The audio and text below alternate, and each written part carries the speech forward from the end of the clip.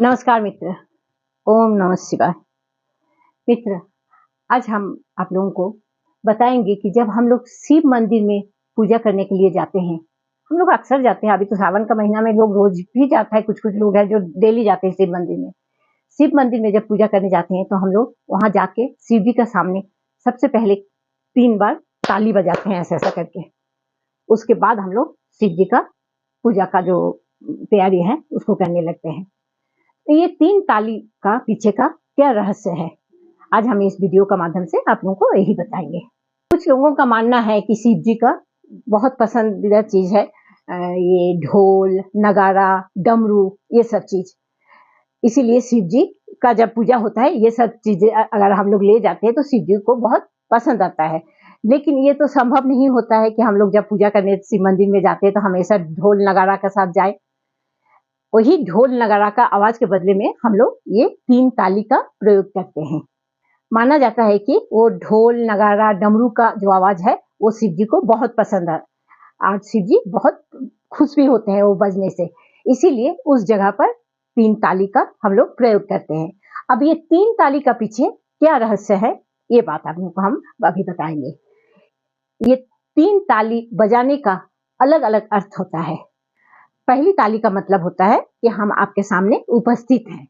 दूसरी ताली जो होता है उसका मतलब ये होता है कि देखिए हम आपके सामने पूजा करने आए हैं भगवान जी, आप तो स्वयं अंतर्यामी हैं, आप जानते हैं मुझे क्या चाहिए नहीं चाहिए, मुझे कौन चीज का दुख है कौन चीज का सुख है, आप सब कुछ जानते हैं। जो चीज मेरा पास नहीं है वो चीज आप हमको दिलवा दीजिए। और तीसरी ताली जो हम लोग बजाते हैं उसमें क्या होता है, हम लोग शिव जी का शरणागति को प्राप्त करना चाहते हैं। लंकापति रावण ने भी शिव जी का सामने, शिव जी का मूर्ति का सामने ऐसे ही 3 ताली बजाकर लंका का पूरा राज्य उनसे उपहार में ले लिए थे।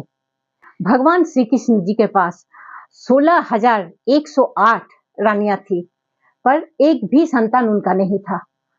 तब उन्होंने भगवान शिव जी का पूजा करके, भगवान श्री कृष्ण जी शिव जी का अभिषेक करके और उनका रानी लोग मिलके शिव जी का सामने ये 3 ताली बजाने के बाद भगवान श्री कृष्ण का घर में 1,70,160 संतान का जन्म हुआ था। ये भी बताया जाता है, यह हमारा धर्म शास्त्र में ये चीज कहा गया है। हम लोग का धर्म शास्त्र में ये भी कहा गया है कि जब रावण सीता माँ को हरण करके ले गए थे तो श्री रामचंद्र जी सीता माँ को उद्धार करने के लिए जब लंका जा रहे थे तो बीच में समुद्र आ गया। तो समुद्र में कोई सेतु नहीं था, तो रामचंद्र जी को तो सेतु बांध के तब लंका में जाना था।